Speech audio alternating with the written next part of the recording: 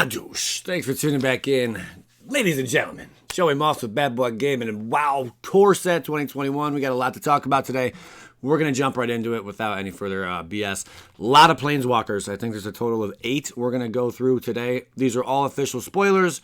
Everything you see is legit. Let's go. First, I want to correct something.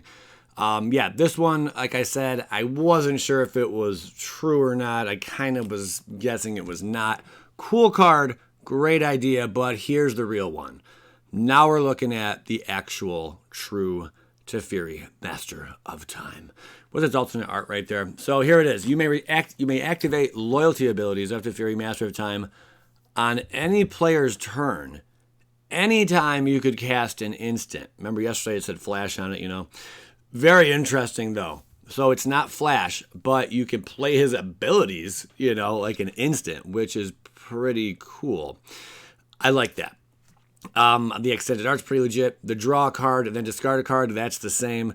-3, target creature you don't control phases out. Here's that old ability they were talking about, or mechanic. Treat it and anything attached to it as though they don't exist until its controller's next turn. Phasing is really old. This was around way back when I first started playing, back in like 96, 95. So it's cool to see that this is back. -10. Take 2 extra turns after this one. Not 1, but 2. Okay, so this is the legit, official Teferi, Master of Time that will be appearing in Core 21. Confirmed. All right, let's keep the ball rolling. Pretty cool card. Powerful, but I don't think it's as powerful as the first one we saw. But nonetheless, very, very powerful. Peer into the Abyss. Now, here's another card that they mentioned they're hyping up a little bit. It's a 7-drop sorcery. Target player draws cards equal to half the number of cards in their library and loses half their life. Round up each time. Pretty legit. And you know what I really like is the artwork on this card. Well, I don't want to zoom in too much. I guess I have to mess up my screen, but really, really neat. Like it's a face. It's like a mouth eating a mouth, eating a mouth, eating a mouth. Or a mouth eating a head, eating another head. It's like it keeps eating itself. It's really weird. Even in its eyes, you can see it like eating. It's really creepy card. I like the artwork on it. I want this card just for the art, to be honest. But yeah, pretty cool though. Teferi's Ageless Insight is a 4-drop. Legendary enchantment. If you would draw a card, except the first one you draw each turn. Each of your draw steps. Draw 2 cards instead. So that's pretty interesting, especially if you're trying to do some kind of like self-mill strategy, which we're going to get to in just a second. But this one's not bad. Teferi's Ageless Insight. It makes sense. It's an enchantment. I think they did a good job with that one. So hats off to you, Wizards. Hats off. Maybe pay attention to some of this text here too. Fine. You know more than me. But do you have to be such a show-off about it? Chandra, Nala, to Teferi. Chandra, giving praise to Tefi. All right, pretty cool. Azusa, Lost But Seeking. Really cool card. This thing is, it was recently reprinted, if I'm not mistaken, in the past 2 years. I think it was more recent than that. I remember opening them, you know. But definitely good to see another version of this, or another copy of this hitting the market. That's dropping the price. We can all rejoice. Hooray. Legendary creature, human Monk M21. They're printing some power in this Core 21 set, guys. There's no 2 ways about it. You may play 2 additional lands on each of your turns. That's pretty cool. It's a 1-deuce. This is also like another one of those cards for Commander. A lot of stuff, it seems more geared towards Commander, but this is great, you know, like modern stuff and whatnot. This isn't standard now. I did not expect that to happen. Very cool to see this get the reprint. I think it was about $25. I could be wrong about that. It's been a while since I looked at the price, but now with this reprint, you're probably looking at $10 after, you know, it settles down.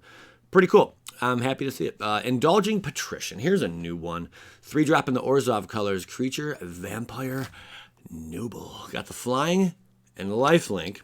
And I like how they're actually putting or explaining what lifelink means on some cards. I think in every core set they do that. Or if there's a new mechanic, they'll explain it as well. But it's interesting that they put it on this. Damage dealt by this creature also causes you to gain that much life. I believe because there's such an influx of new players, believe it or not, this is true, that they're going to explain what certain things do. You know, I think flying is kind of understandable, but again, even flying maybe is not, too simple. But I like that they explain lifelink. So at the beginning of your end step, if you gained 3 or more life this turn, each opponent loses 3 life. Now that is different.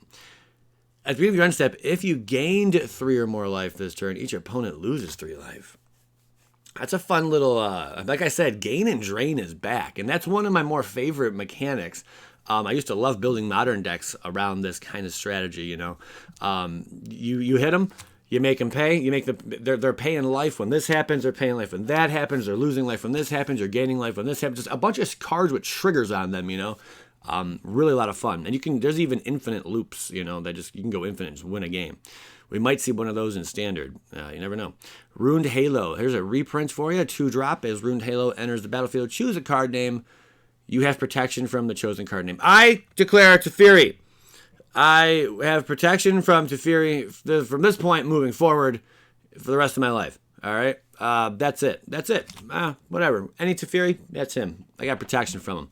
Glad to see this printed. White needed something that could make them stand out and put out a fight, mate. There are some decent competitive white decks out there, but really nothing that's top 8ing, But maybe we can get some whitey, to top 8. Time will tell, my friends. Great card to get that going, though. Then we have Miss Dryad over here. 2-drop. Creature Dryad. Whenever you cast a spell that's white, blue, black, or red, put a +1/+1 counter on the Dryad. It's a 1/1. Quarion, yeah. Like the art on this one, pretty legit. Wow, she's naked right there. You don't see that every day. On Magic cards more like recently. So, I mean, that's kind of cool. They're being a little gutsy with that art. I like it. I have 0 complaints because back in the day, man, you should have seen some of the art they had. I can't whistle, braces. Okay. So, yeah, really cool card. Not really. It's nothing spectacular. It's a 1/1. I'm sure there could be some kind of combo with this or something, that could just make this thing get big really quick. But whenever you cast a spell that's white, blue, black, or red, put a +1/+1 counter on it. So there you go. Sure, it's something. Veto, Thorn of the Dusk Rose. Just to clarify, it's a 1/3. We did not know that information yesterday in yesterday's video, but we do now. Whenever you gain life, target opponent loses that much life, and then for 5 creatures you control, gain lifelink until end of turn. 1/3. I like this one. It's going to see a lot of fun. Anything that can drain life and gain life, I'm all for that. I think that's pretty cool. Double Vision. Now here's a fun one. Are you ready? Enchantment. Whenever you cast your first instant or sorcery spell each turn, copy that spell. You may choose new targets for the copy. Hot dogs. Powerful, man. I'm glad this isn't like in blue or something, But red typically does this a lot. Blue does it as well, the whole copying stuff. But being able to cast, just one. Whenever you cast your first instant or sorcery spell each turn, you copy that spell and choose new targets. That is pretty nuts, man. There's some very powerful spells out there. Now, it isn't red. It is 5 mana in order to use this. But the fact that you can copy something like that every single turn, it sits on the battlefield, you can do that every turn. You can just cast a new spell and you're copying it. Powerful, baby. Powerful. I like it. I wonder if we might see that in some kind of mill strategy. Probably not. It might be a little too slow for that. But nonetheless, it's going to see a heck ton of play. I believe so. Fierce Empath, 3-drop. This card is amazing. This is an amazing card. When Fierce Empath enters the battlefield, you may search your library for a creature card with converted mana cost 6 or greater. Reveal it, put it into your hand, then shuffle your library. It is a Tudor on a creature for only 3. Yes, there are stipulations. It has to be a creature. It has to be 6 or greater. I think this was printed before a while ago in a commander set. If I'm not mistaken, someone let me know. I'm just trying to think off the top of my head here. But being a 1/1, it doesn't matter. It's a 1/1. When it enters the battlefield, you can go and get that 6 or greater and put it in your hand. Who cares if this thing dies? Or you want to bounce it, do it all over again, Whatever that 6 mana cost, large creature is that's going to really change the game, awesome. This is probably another reason why they banned Agent of Treachery. There's so many cards I see that just would interact great with it. Fierce Empath would be another way to go and tutor up an agent. No, we're good. We don't need any more of that crap. Goodbye. So very fun card to see printed. I believe it's a reprint. Wren and Surrey, Inseparable. Here we go. 4-drop. Whenever you cast a dog spell, create a 1/1 green cat creature token. Whenever you cast a cat spell, create a 1/1 white dog creature token.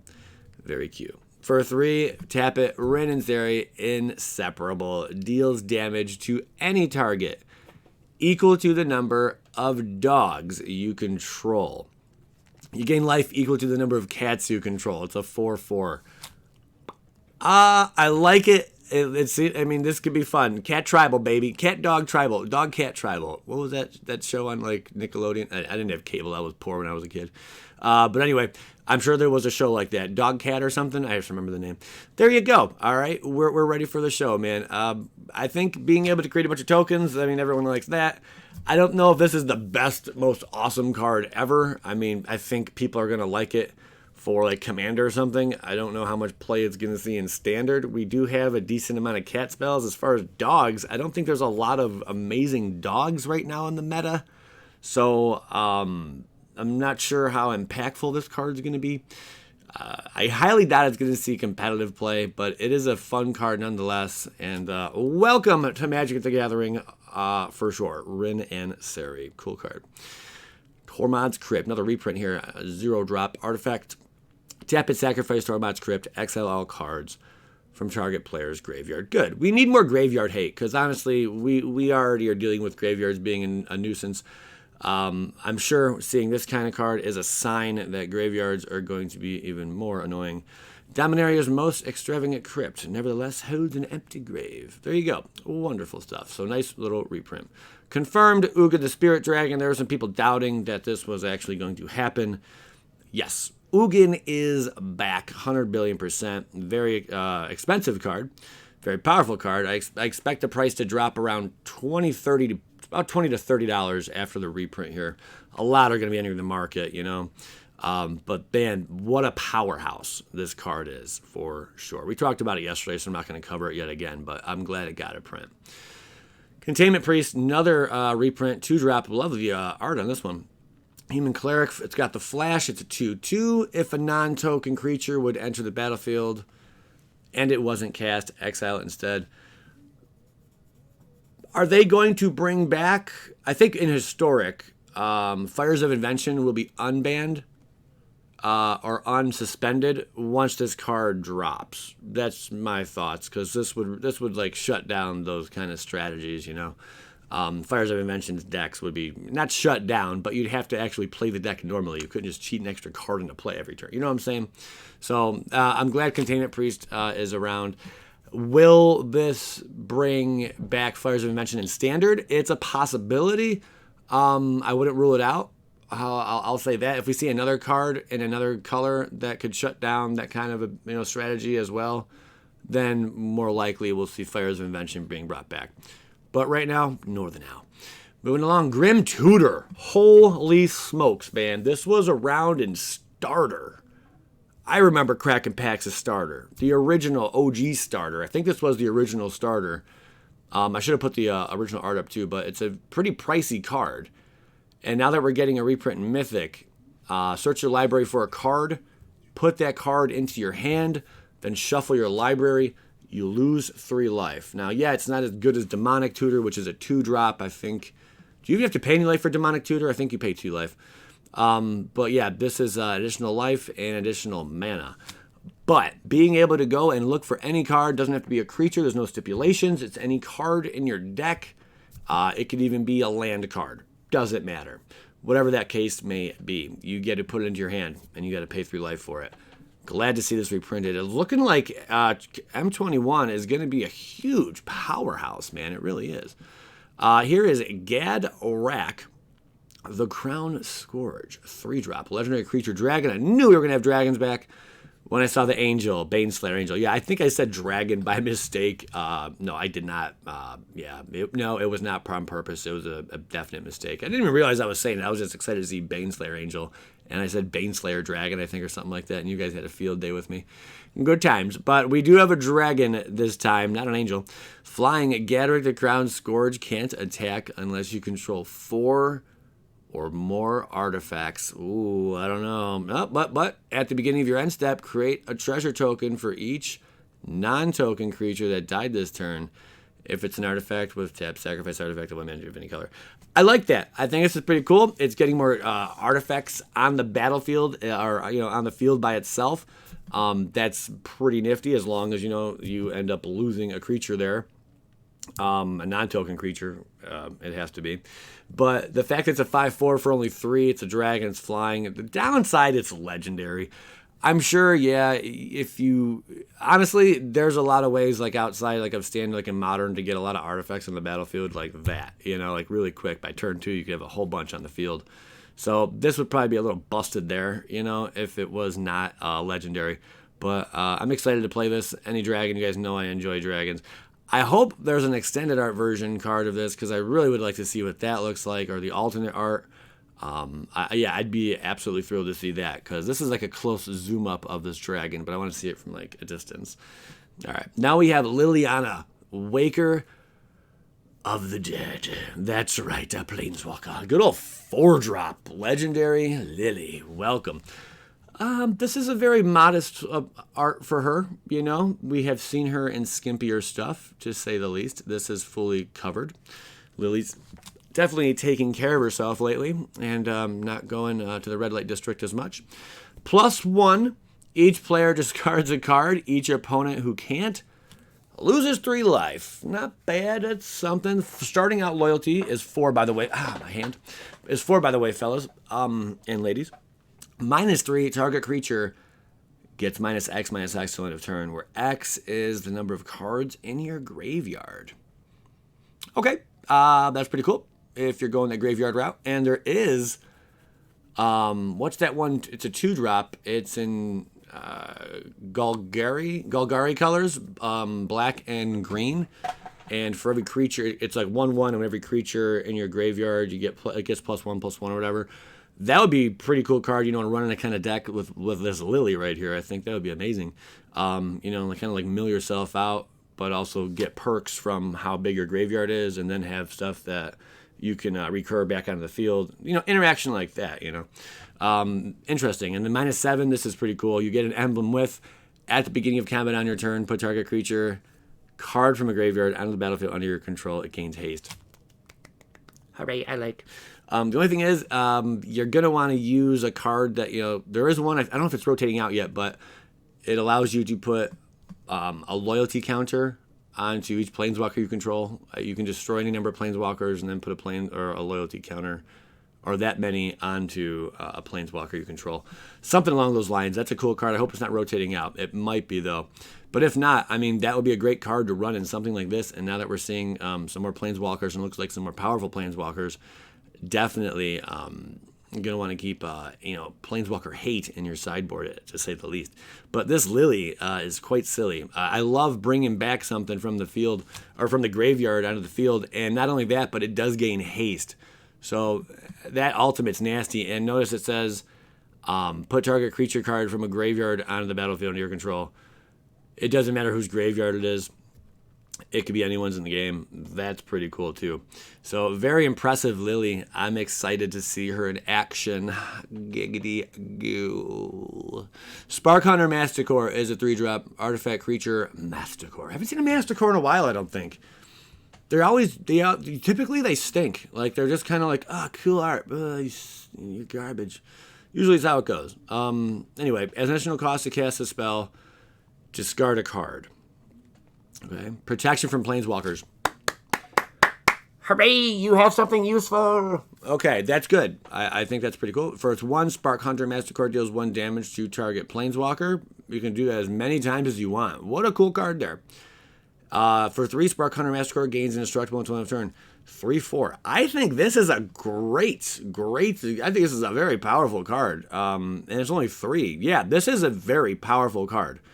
A lot of these cards I have not even read whatsoever, as I just grabbed them and threw them on the screen until right now. So you're getting like my first, reaction to all these cards, which I think is pretty, it's very unique compared to other channels where, they sit there and they research and find everyone else's opinion, then they come to their own assessment, at that point, once they have enough information gathered, and go to general consensus, where I just give you my freaking 2 cents. Very natural, very real, Yeah, a 3-drop for 3/4, that's already value. Protection from Planeswalkers, additional perk value. Downside, additional cost to cast a spell, you gotta discard a card. But maybe you're running stuff that, benefits from discarding stuff. Who knows? For 3, though, you can it gains indestructible. I think this is pretty legit. And the fact that you can pay as many times as you want that one to deal damage to a Planeswalker is phenomenal, man. And nothing, you can't have like a Teferi can't bounce this, stuff like that can't happen. It can't be exiled, by a Planeswalker or dealt damage by a Planeswalker. Nothing of that sort can happen to it. So that is pretty neat. Very interesting card. I'm very excited to see how it plays. And also, you can sideboard this in any deck. Why? Because it's a 3-drop. Colorless. Colorless is amazing. All right. Teferi's Protege is a 3-drop. I'm not sure if that's a girl or a guy. I kept looking at the art, and it's just, I'm uncertain what that is. I can't be sure. I mean, I get the longer hair, but we see there's a lot of, people with longer hair that are guys, too. I don't know if it matters. It doesn't really matter in the slightest, honestly, but I'm confused on the art, if it's a guy or girl. You guys let me know what your thoughts are. For 2, tap it, draw a card, then discard a card. Teferi's legacy lives on in Teleria through the study of time, magic, and a tradition of irrepressible mischief. I almost messed that up. 2/3. Decent card. For only 2, you get to draw a card, discard a card, so that's kind of cool. Going fishing there. Teferi's tutelage. All right. I don't know about the art on this one, though. The art on this one, it kind of has me going, huh? You don't look like Teferi. You kind of do, but you kind of don't. I mean, you're Teferi. I get it. You're advertised as Teferi, but are you really Teferi? Anyway, enchantment. When Teferi's tutelage enters the battlefield, draw a card, then discard a card. Whenever you draw a card, target opponent mills 2 cards. Powerful! For your mill strategies, this is phenomenal. Even a self-mill, whatever. This is going to be a card that definitely is going to see play. I like that it's printed at uncommon. I think that's amazing. I like everything about this card. Watch out for these mill kind of strategies. I think mill is going to be a real threat this upcoming standard. My thoughts. This is one card you'll see that's going to see a lot of play. Chromatic Orie. This thing, man. This thing's a bit out there, fellas and ladies. You may spend mana as though it were mana of any color. That's sweet. It's 7. That's pretty steep, but it's colorless. It's a legendary artifact. When you tap it, you add 5 colorless to your mana pool. Well, that's a lot. And for 5, you tap it and draw a card for each color among permanents you control. This is more commander stuff, okay? Are we going to see this in standard? Probably. Are we going to see it competitive standard? Probably not, unless it's like a one-of in a deck, Running something that is 7 to cast, and it's legendary. I mean, I don't know, man. The perk is pretty cool. I just don't, in standard, I don't know, but I think outside of standard, players are going to have a heck ton of fun with this, and commander is definitely where it's going to be. What more is there to say? It's a pretty sweet card. Very, very cool. Okay, here we go. Now we get into all the ladder of the Planeswalkers here. These are going to be in the Planeswalker decks. These are not going to be in your standard boxes. However, these are legal in standard, so you know. But typically these Planeswalkers are a bit nerfed. Their abilities are a bit nerfed, and they're always like 5 or 6 to cast. Let's go over them. I have not read any of these yet. Basri, Devoted Paladins, a 6-drop. For its +1, you get a 1/1 counter on up to 1 target creature. It gains Vigilance until end of turn. God, is that weak. Okay, it's -1. Whenever a creature attacks this turn, put a +1/+1 counter on it. That's not bad. Because you could do that to multiples. Because it's whenever a creature attacks this turn, put a +1. Okay. That's pretty good. The +1's terrible. The -1 is interesting. The -6, creatures you control get +2/+2 and gain flying until end of turn.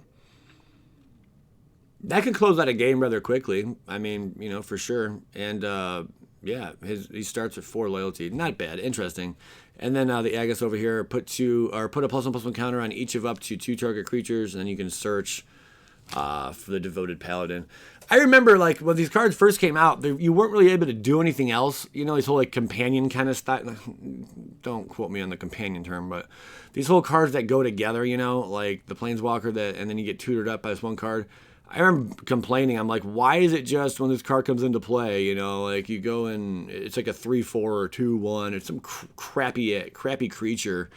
And it doesn't do anything else. But now they started putting stuff on it like, well, now you can put some counters on it and you go and search for them. Like, they're giving it a little more of a boost. So very interesting. Liliana, Death Mage, and Liliana Scorn. Destroy target creature. You may search a library for Liliana, put on the not in the battlefield, put it into your hand, yada, yada, yada, and shuffle your library. Lily over here. Cute artwork. I do like. For 6, it's +1. Return up to 1 target creature card from your graveyard to your hand. It's really not too phenomenal. It's -3. Destroy target creature. Its controller loses 2 life. That's legit. -7. Target opponent loses 2 life for each creature card in their graveyard. This is probably one of the most weakest Lilianas I've ever seen in my entire life. I'm not gonna lie. That's pretty bad, man. This is just assuming your opponent's even running creatures, you know. I think it's just atrocious. They should have made this a 5-drop. Maybe that would have been too good. No, 5-drop for sure. Not my favorite. What are you gonna do? Garak, Savage Herald, is a 6-drop. Let's check this out. Garak, everyone loves him. Reveal the top card of your library. If it's a creature card, put it into your hand. Otherwise, put it on the bottom of your library. For -2, target creature you control deals damage equal to its power to another target creature. Nothing. We've seen all these abilities before. -7 until end of turn. Creatures you control gain. You may have this creature assign its combat damage as though it weren't blocked. That's kind of cool. So that would definitely close out a game. And then the War Steed over here has Vigilance. It's a 5-drop. War Steed on the battlefield. You may search your library and a graveyard for this guy. Reveal it. Put it in your hand. Just kind of garbage. 3/5. Could have given it a 4/5, man. Just whatever. All right, Teferi, Timeless Voyager, and Teferi's Wavecaster. Let's take a look-see here, fellas. Legendary Planeswalker Teferi, +1, draw a card. They're so vanilla, so bland, man, with these Planeswalker deck ones. They're just like, we've seen it all before, you know. -3, put target creature on top of its owner's library. What would it do? -8, each creature target opponent controls phases out until the end of your next turn. They can't phase in. That's kind of cool. That one's a little more interesting than a lot of these other ones we've been seeing, a lot of the other Planeswalker abilities. And the Wavecaster goes search up a Voyager. It's got Flash, a 3/3 Merfolk Wizard. Okay. Chandra, Flame Catalyst, and the Helion. Nice. So it's +1. It deals 3 damage each opponent. -2, cast target red instant or sorcery card from your graveyard. If that spell would be put into a graveyard this turn, exile it instead. It's -8, discard your hand, then draw 7 cards. Until end of turn, you may cast spells from your hand without paying a mana cost. That's pretty cool. Not bad. Taking this up, though, to get to -8, I mean, that's going to be a really long, slow match. I don't know how you're going to get there, but good luck. I mean, that's why the Ultimate's so powerful, because it's never that easy to get to him.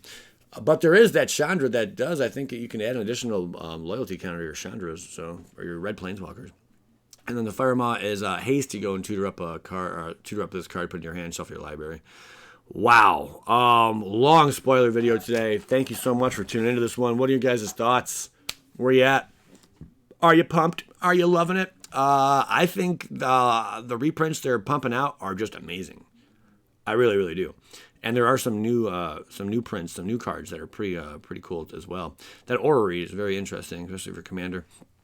And the Grim Tudor reprint I thought was phenomenal, spot on. Along with the big old dragon, Mugen, yes. All right, well that's it, man. Definitely, please leave a like if you watched this video, especially this far, and enjoyed it. You know, and yeah. Thank you so much, guys. I appreciate all that you do. Skadink, skadink, skadoosh.